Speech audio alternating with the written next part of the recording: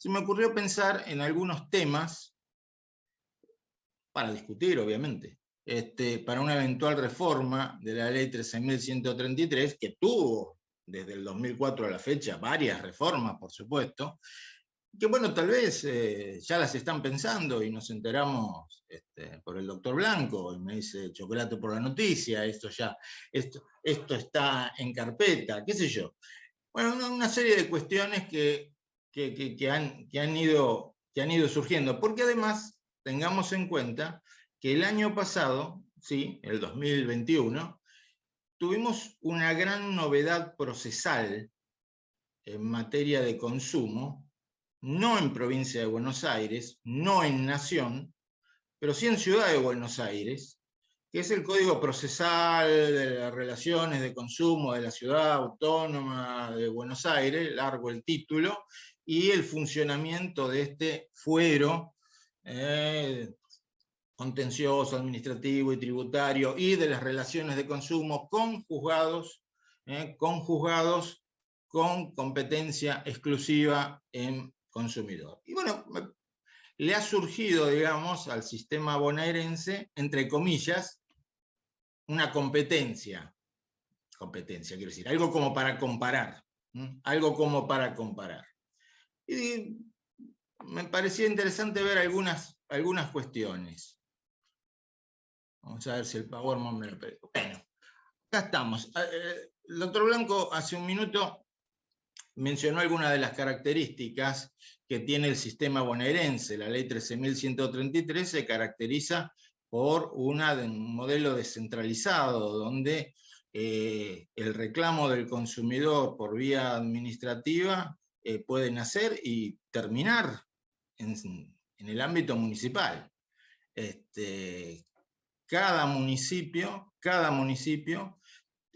puede sancionar, o sea, instruir el sumario y sancionar por las infracciones cometidas dentro de su jurisdicción. Y la organización, a grandes rasgos, que establece la ley 13.133 es así. Tienen que existir, digamos así, dos oficinas. Por un lado, una OMIC, la OMIC, la Oficina Municipal de Información al Consumidor, que en realidad tiene muchas más tareas que informar, que recibe los reclamos, eventualmente convoca una audiencia, si esa audiencia de conciliación es exitosa, va a cerrar con un acuerdo, y si no lo es, bueno, si no lo es, eventualmente se imputarán cargos al proveedor, hará su descargo, se abrirá prueba, pero la etapa sancionatoria tiene que estar a cargo de otra, entre comillas, oficina. ¿Por qué dije de otra oficina? Porque este modelo que yo mencioné acá arriba, modelo OMIC juzgado de faltas, no es en la actual ley un modelo obligatorio. Sí es un modelo en el que hay muchos municipios que lo tienen, es decir, una OMIC y un juzgado de faltas que a veces tiene competencia exclusiva en temas de consumo, a veces no, es uno de los temas más, pero no necesariamente la ley 13.133 exige que quien aplique las sanciones, por ejemplo la multa, sea el juzgado municipal de faltas. Puede ser la Dirección Municipal de Defensa del Consumidor o el Secretario Municipal de Defensa del Consumidor. Y puede ocurrir también lo que mencionó el doctor Blanco, que todavía, a una punta de años de vigente la ley 13.133, haya municipios que no tienen este sistema construido, que no tienen la oficina sancionadora, digamos, tienen solo MIC, pero no quien sancione, o no tienen ninguna de las dos cosas.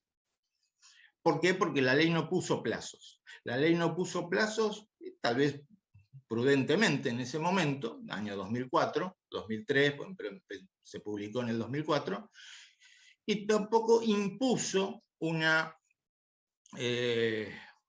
modelo rígido, digamos, OMIC por un lado, por ejemplo, juzgado de faltas por el otro. No, no es un modelo obligatorio. Sí, insisto, es un modelo que tenemos en muchos municipios. Hace poco tiempo se hicieron bastante conocidas varias resoluciones de los juzgados de faltas del municipio de San Martín en temas relacionados con comercio electrónico, por ejemplo. Paralelamente a todo esto tenemos, como sabemos, entiendo la mayoría o todos los que estamos en esta reunión, un artículo 40 bis de la Ley de Defensa del Consumidor que instituyó el llamado daño directo, una suerte de resarcimiento que se puede conceder, se puede otorgar a petición de parte, obviamente, en sede administrativa. No confundir con daño punitivo. Claro, lo que pasa es que este artículo 40 bis establece una serie de requisitos para que en sede administrativa se pueda aplicar o imponer el daño directo, este resarcimiento, que básicamente es de, por ejemplo, daño emergente que pueda haber sufrido el consumidor. Uno de los requisitos que establece el artículo 40, acá lo copié, es que ese órgano, el que aplique el daño directo, tiene que tener especialización técnica, independencia e imparcialidad. Bueno, digamos, hoy por hoy un juzgado de faltas tiene por lo menos mayor independencia, por lo menos desde lo teórico, mayor independencia e imparcialidad, o garantizada la posibilidad, digamos así, garantizada la posibilidad de esa mayor independencia, de esa mayor imparcialidad, por el hecho de que remover a un juez de faltas no es tan sencillo como remover a un secretario municipal o a un director municipal. Me parece una de las razones importantes para que en una eventual reforma de la ley, este modelo, que como les digo, se aplica en muchos municipios, pase a ser el modelo definitivo, digamos, el modelo obligatorio. Es más, ya que estamos, total, siempre se puede pedir, sería hasta deseable que los requisitos de remoción de un juez de falta fueran aún más rigurosos, más exigentes, de manera de garantizar en mayor medida su autonomía. Es un tema que se ha planteado, que se conversa con los colegas, y por eso yo lo traigo a esta charla, simplemente. Un tema como para discutir en cuanto al avance de este sistema. Otro tema que frecuentemente se habla y que ahora se reactualizó, sobre todo con el modelo del Código Procesal de Consumo de Ciudad de Buenos Aires, es la posibilidad de que el cumplimiento, esto incluso en algún proyecto que anduvo dando vueltas de reforma de la ley 13.133 hace un tiempo, se había incluido, que el cumplimiento de la instancia conciliatoria en la OMIC posibilite la vía judicial, o sea, ir directamente a la vía judicial. Hoy día el Código de Ciudad de Buenos Aires establece que para poder ir al nuevo fuero de la Ciudad de Buenos Aires hay que acreditar el cumplimiento de una instancia previa de conciliación. ¿Cuál? Bueno, entre ellos, uno de ellos sería la constancia de que se cumplió la etapa conciliatoria emitida por la Autoridad de Aplicación en Defensa del Consumidor de la ciudad. En ciudad, el procedimiento está regido por la Ley 757. Hablando en plata, lo que quiero decir es que para el Código de Ciudad de Buenos Aires no es imprescindible pasar por el COPREC, es optativo. Hay otras vías, hay otras instancias previas de conciliación. Bueno, podría ser interesante analizar una solución similar para provincia de Buenos Aires. ¿Por qué? Porque muchas veces resulta un tanto frustrante iniciar el reclamo administrativo, fracasar en la conciliación porque el proveedor ni se presenta en ocasiones, o se presenta y no se llega a ningún acuerdo, tener que ir a mediación, porque en la provincia de Buenos Aires hay que ir a mediación, obtener el mismo resultado para después ir a juicio.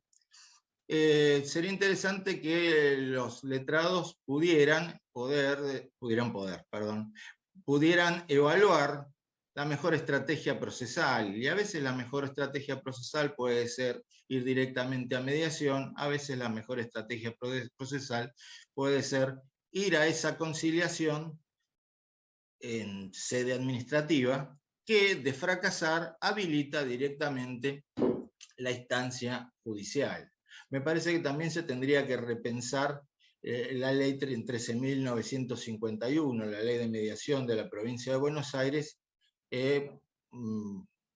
y pensar también en un sistema de conciliación de consumo, porque los conflictos de consumo, por esa desigualdad estructural que ya conocemos y que no nos vamos a meter a hablar acá porque todos la tenemos en la cabeza,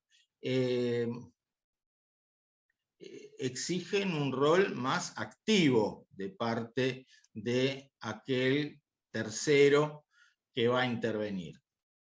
Un tema para plantear, un tema simplemente para debatir, un tema para debatir, ya que tengo a los directores y tengo a gente de la SOMIX y tengo a gente del Sistema Nacional, como para ver qué podría ser bueno, qué podría ser malo de esto. Otra cuestión que me parece interesante para una eventual reforma es aclarar un tema que a esta altura del partido tendría que quedar absolutamente claro, ¿no? Que es el contenido del beneficio de justicia gratuita.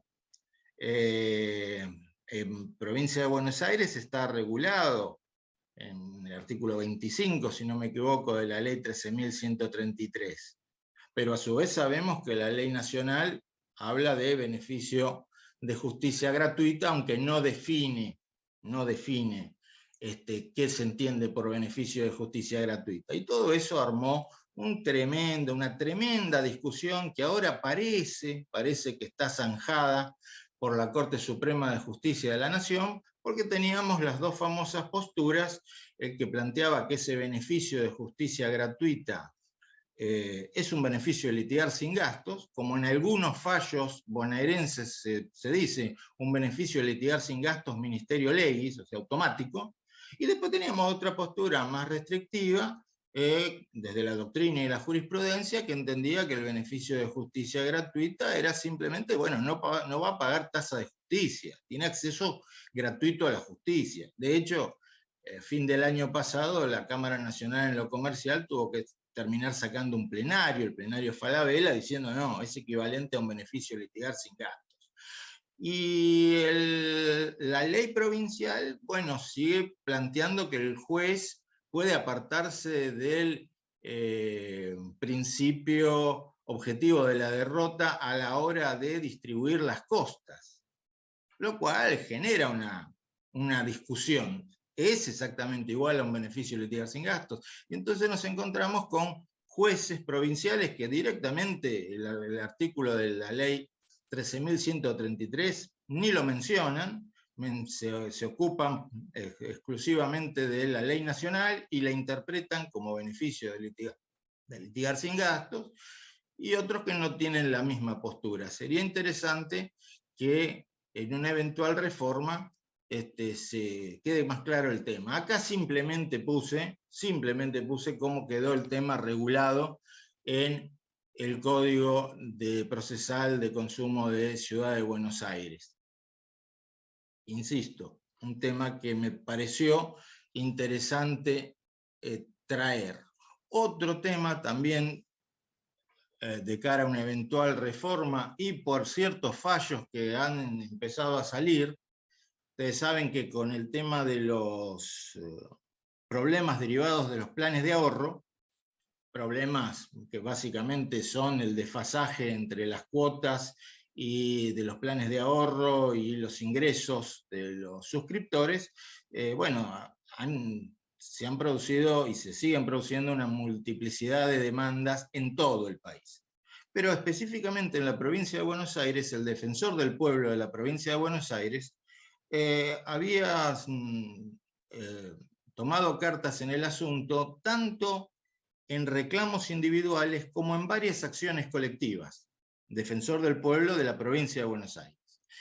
Bueno, algunas habían prosperado, digamos, en primera instancia, habían tenido un buen desarrollo, algunas más, otras menos, pero el problema es que llegado a la Cámara, en varios fallos, por ejemplo este que estoy mostrando, que es de la Cámara Primera de Apelación de La Plata, la Sala Segunda, se terminó declarando inadmisible la acción colectiva por entender que de la normativa provincial no surge que el defensor del pueblo de la provincia de Buenos Aires tenga legitimación para defender ni en acciones colectivas ni en acciones individuales a los consumidores, dado que por la redacción de la ley provincial parecen entender que exclusivamente el defensor del pueblo bonaerense se puede ocupar de reclamos contra la administración pública y no contra los particulares. Es una interpretación válida porque lamentablemente la redacción de la ley así lo posibilita. Entiendo que se podía haber dado una interpretación más flexible, como siempre, ¿no? Siempre se puede interpretar de una manera o de la otra. Parece un tema interesante para tenerlo en cuenta. El defensor del pueblo de provincia está desarrollando una tarea realmente muy interesante en esta materia y es un tema de tremenda litigiosidad. Hace pocos días Juan Ignacio estuvo dando una charla en Sijuso sobre el tema de planes de ahorro, con un montón de gente. Es un tema que realmente está muy, muy candente. Y para ir terminando, y en relación a lo que se vino hablando hoy, otro tema me parece interesante, porque el Sistema Nacional de Arbitraje de Consumo está viviendo, no voy a decir un momento de gloria, porque me matan los que están trabajando en el Sistema Nacional de Arbitraje de Consumo, me van a decir, bueno, tu concepto de gloria es un poco raro, estamos trabajando muchísimo contra viento y marea, pero el Sistema Nacional de Arbitraje de Consumo, a partir del arbitraje electrónico, pasó a ser realmente un Sistema Nacional de Arbitraje de Consumo. Porque en la época de la presencialidad, por más que se llamara Sistema Nacional de Arbitraje de Consumo, resolvía conflictos de Ciudad de Buenos Aires. Ahora no. Como dijo Juan Ignacio hace un rato, hay conflictos de todos lados. De todos lados. Creo que más de la mitad son del interior del país.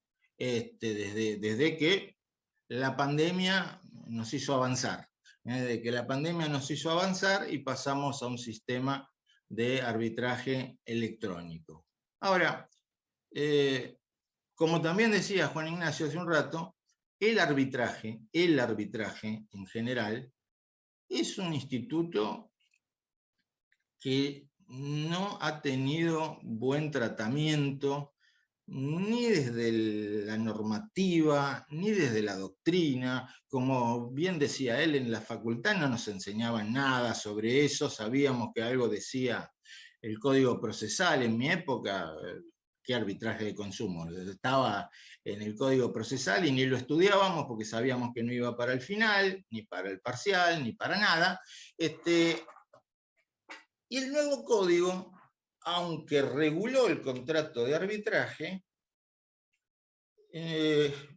nos tiró un gran problema, por decirlo así, porque, como todos sabemos, en el artículo 1651 excluye del contrato de arbitraje a las cuestiones vinculadas a derechos de usuarios y consumidores y los contratos por adhesión, cualquiera sea su objeto. Por supuesto, la intención que suponemos tuvo el legislador es evitar que la parte fuerte, el proveedor o el predisponente, justamente le impongan un arbitraje a la parte débil, el consumidor o el adherente según el caso. Lo cual me parece muy loable, porque podría en muchos casos ser abusivo, o sea, aprovecharse de esa situación de fuerza para seleccionar o imponer, entre comillas, un tribunal amigo, por decirlo así. Estoy hablando del arbitraje en general, no del Sistema Nacional de Arbitraje de Consumo, que es al margen de esto. Pero el problema es que fuera del Sistema Nacional de Arbitraje de Consumo, los tribunales arbitrales, por ejemplo, los tribunales arbitrales de los colegios de abogados, podrían cumplir una función extremadamente importante en materia de resolución de conflictos de consumidores. Hoy no lo van a cumplir por este artículo. No lo están cumpliendo, bueno, obviamente por este artículo. Más allá de mi interpretación personal de entender que este artículo 1651 instituye, es una disposición de orden público relativo y por lo tanto no se lo puede imponer porque está destinado a proteger un colectivo vulnerable, que serían, por ejemplo, los consumidores, pero entiendo que si el consumidor quisiera acudir a un arbitraje, que como sabemos es un procedimiento voluntario, después habrá que ver si el proveedor lo acepta, no entraría en esta prohibición. De todas maneras, sería muy conveniente una reforma, porque entiendo que, y ahí ya no de la ley 13.133, sino del Código Civil y Comercial, que tengo entendido que hay proyectos dando vuelta al respecto. ¿Por qué digo esto? Porque sería una enorme oportunidad de ampliar enormemente el Sistema Nacional de Arbitraje de Consumo, incorporando, por ejemplo, a los tribunales arbitrales de los colegios de abogados, que en este caso sí actúan con patrocinio letrado. Y un tema, para ir cerrando, es ¿no? que a los abogados nos desvela lo del patrocinio. Y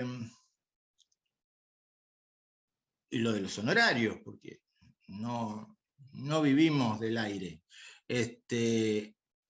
A ver, en mi experiencia, y acá también me parece interesante abrir la cuestión a debate, tal vez para la reunión del 24 de mayo, o de después, o de mientras tanto. En mi experiencia, el patrocinio letrado es, en la inmensa mayoría de casos, imprescindible. Pero todavía no se me tiren encima. Imprescindible, ¿por qué?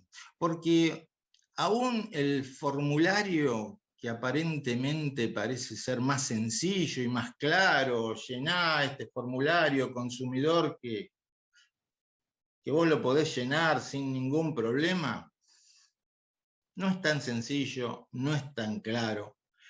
Muchas veces, muchísimas veces, el consumidor no hace en sede administrativa o incluso en el Sistema Nacional de Arbitraje del Consumo el reclamo que tiene que hacer, porque no sabe el reclamo que tiene que hacer. De hecho, muchas veces, yo soy árbitro sectorial en el Sistema Nacional de Consumo, muchas veces hay que explicarle a ese consumidor que hizo el reclamo que, ojo, esto lo podemos tratar, este tema sí lo podemos tratar en el arbitraje, este otro tema no lo podemos tratar en el arbitraje. Así que yo creo que si vamos desde lo teórico, me parece imprescindible, prácticamente en todos los casos, el patrocinio de los abogados. El tema álgido es el que viene en la diapositiva con la que me voy a ir despidiendo. El tema álgido es que, así como tenemos desde hace muchísimos años un hospital público gratuito, donde los médicos cobran, poco o mucho, pero cobran, tenemos que avanzar a un patrocinio gratuito de consumidores que hay, que existen en las normas, que incluso estaba mencionado en la ley 26.993, tenemos que avanzar hacia un patrocinio jurídico gratuito de consumidores, gratuito para los consumidores, gratuito en el sentido que sabemos de la palabra, que significa la palabra gratuito, que es los costos los asume toda la sociedad, eso es gratuito, tan gratuito como la justicia gratuita, porque la idea es beneficiar a un colectivo que se entiende vulnerable. Pero tenemos que encontrar la forma, y es un gran desafío, de que esos profesionales que patrocinen gratuitamente a los consumidores en instancia administrativa, ante los tribunales arbitrales, que muchas veces van a ser jóvenes abogados, puedan cobrar. Y hay que trabajar y hay que pensar en cómo financiar eso. Tiene relación con el famoso tema del costo de los derechos. Me parece que es un tema a tenerlo en cuenta. No lo vamos a resolver acá en esta reunión, no creo que lo resolvamos tampoco dentro de un mes, pero sí me parece que hay que ponerlo en la mesa. El costo de los derechos. El consumidor necesita, entre otras cosas, un patrocinio. En algunos casos, ese patrocinio se puede manejar con las reglas tradicionales, las que estamos acostumbrados. Se regularán honorarios, etc. En sede administrativa, en el Sistema Nacional de Arbitraje de Consumo, en otros lados no vamos a tener esa regulación de honorarios. Y eso muchas veces desalienta al profesional. Es importante ver cómo podemos llegar a financiar este patrocinio gratuito para los consumidores, porque me parece que va a ser de beneficio para los consumidores, de beneficio para la autoridad administrativa, porque un buen patrocinio descongestiona también, impide que se hagan reclamos innecesarios o reclamos que hay que modificar, que hay que desenredar, va a descongestionar y aliviar la tarea del Sistema Nacional de Arbitraje, y también constituye, y no por nada, cuando arranqué hablé de la colegiación, también constituye recuperar una incumbencia para los matriculados, que muchas veces la pierden o la dejan de lado por el tema de no me resulta rentable, no me resulta económico, no saco nada con eso. Y entonces el consumidor va solito a donde sea y se topa a veces con las respuestas más insólitas.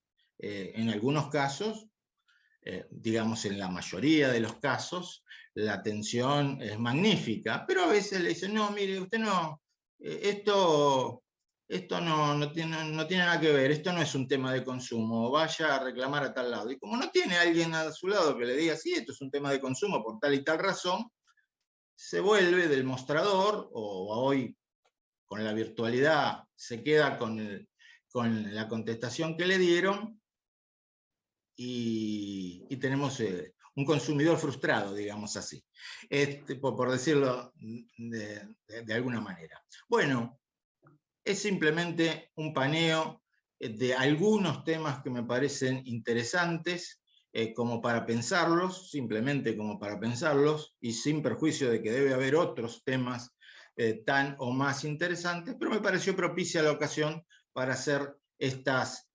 reflexiones